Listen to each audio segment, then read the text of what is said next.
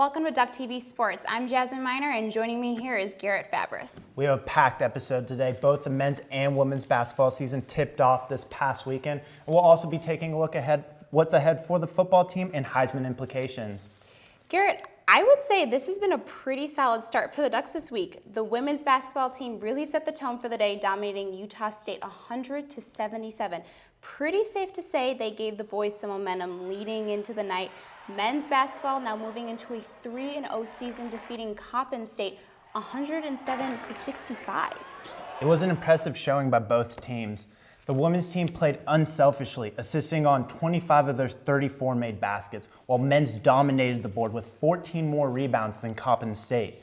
Are there any individual performances that stood out to you this past weekend? Here's the thing, you have to give it up to star of the night, Joe Young, scoring 33 points for the overall game, 25 just in the first half. It honestly looks like Oregon basketball has made a pretty good seamless transition with the new coaches and the new players going into this year. But more on the story out there at Matthew Knight Arena. We've got Jessica Waite and Mitch Reams. Take it away, guys. I'm Jessica Waite with Mitch Reams, and we're at Matthew Knight Arena discussing the upcoming Oregon men's and women's basketball teams and their upcoming seasons. And it looks like there's going to be a lot of changes for both of these teams. How do you feel that the Oregon men is going to do with their upcoming season, all these changes? Well, it'll definitely be a year of transition for the Oregon Ducks. The only returning starter from last year's NCAA tournament team was Joe Young, who led the team with 19 points per game. Elgin Cook will have to lead a very inexperienced front court that severely lacks height. They had no starter over 6'7" in their first 3 games, and they're going to need power forward Jordan Bell to step up if they have a chance to compete in the Pac-12. And he made some good points there, but I really feel like Joseph Young is going to be the one to take that leadership role for the team this season. He's already, made it known that he really wants to be that leader and kind of look out for us, all the newcomers on the team, and really just lead them throughout the season and just motivate them to win and drive. The women's side also has a lot of newness in this upcoming season as well. They lost Chris Shea Rowe, so they only have 2 incoming starters for this coming season, and they have a brand new head coach, Kely Graves, who wants to completely change the whole game strategy for this team. Paul Westhead in the season last year really had an upbeat, up-tempo, fast-paced offense, and Kely Graves really wants to change that and slow it down. With all these changes, how do you think they're going to transition into the upcoming season? Well, Coach Westhead was recruiting for a very specific type of player while he was here. He was looking for just run-and-gun, fast-paced offense. So Coach Graves will have to take a couple years to get his own players in here, but hopefully he can just change the mindset of the team and get them more focused on defense.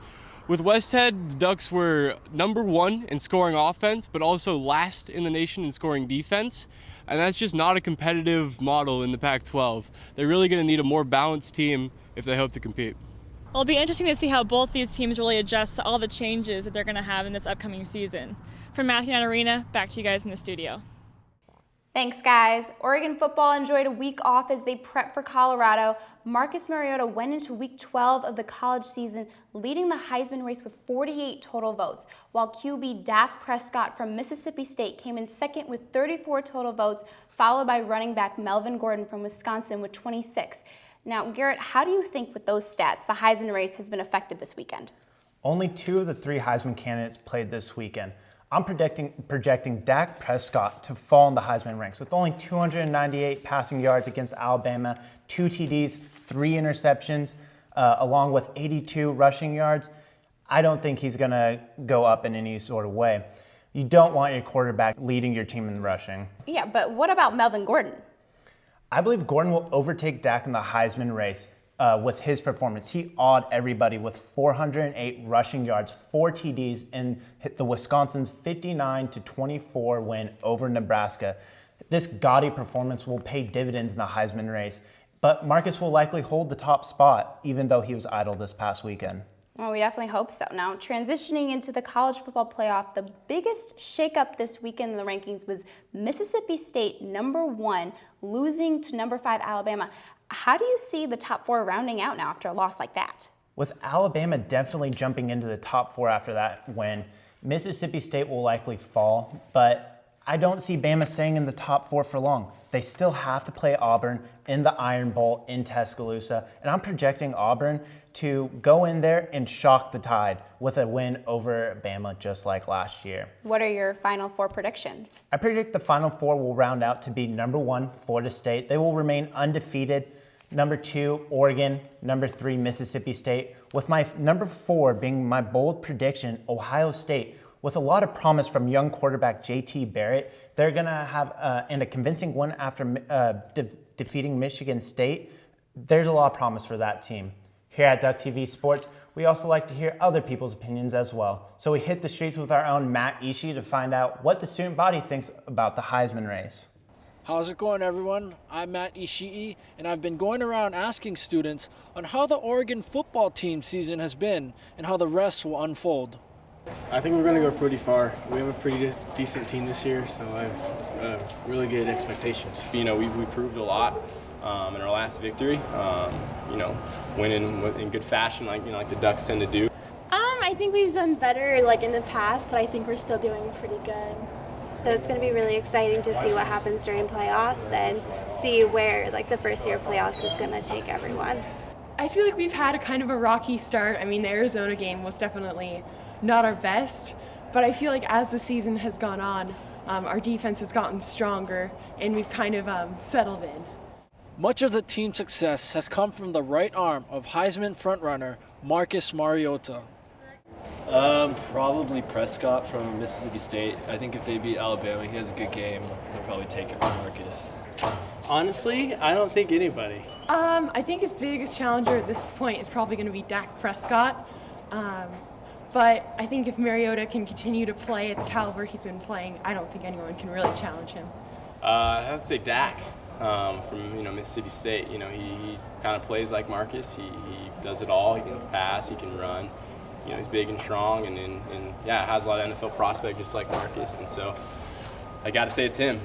Excitement seems to be at an all-time high as the season comes to a close. For Duck TV Sports, I'm Matt Ishii.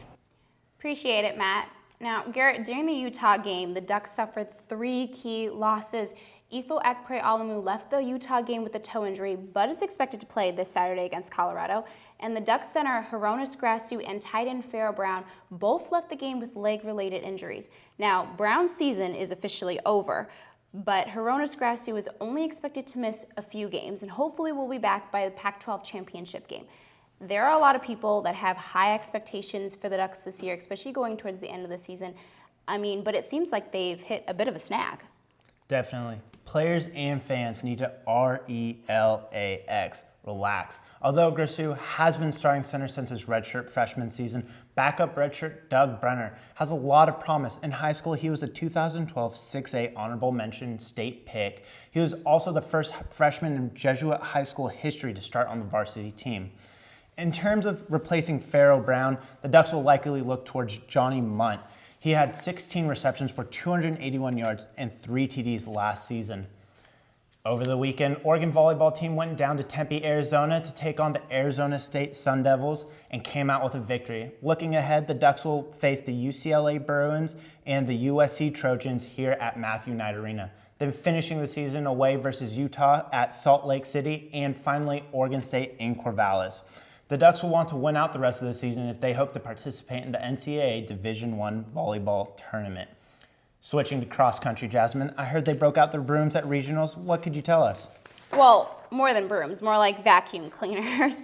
Cross country for Oregon cleaned house this past week at NCAA Regionals West.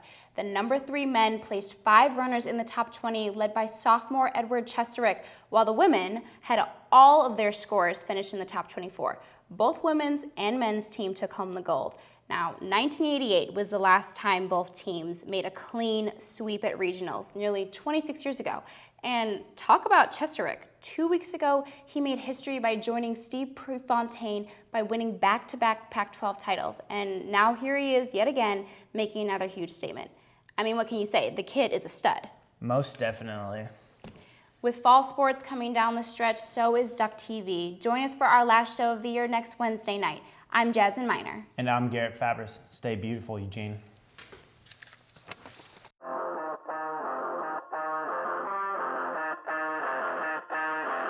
Bye.